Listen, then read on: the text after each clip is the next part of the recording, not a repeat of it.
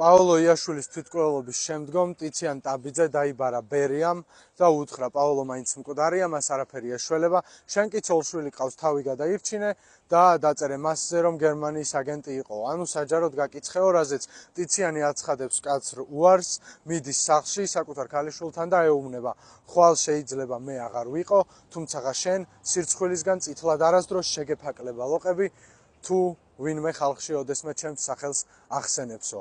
რაც მართალი აღმოჩნდა, ამ ცისფერყანწელს საბჭოთა ხელისუფლებამ მიუსაჯა გადასახლება, თუმცა იგი არ გადაუსახლებიათ, იგი დახვრიტეს, მის ოჯახს კი წლების მანძილზე ატყუებდნენ, რომ იგი იყო გადასახლებაში.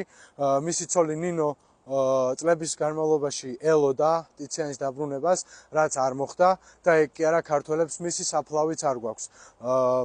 პოპულარული ვერსიით ტიციან ტაბიძე სადღაც ტრამალზე გადმოსვეს და თოლსა და ქარბუქში მიატოვეს. თუ გაინტერესებს პოეზიაზე და პოეტების ცხოვრებიდან საინტერესო ისტორიები, აუცილებლად გამოიწერე ჩემი TikTok არხი, დაალაიქე და დაარეპოსტე ვიდეო და რა თქმა უნდა გახსოვდეს. პოეზია უპირველეს ყოვლისა.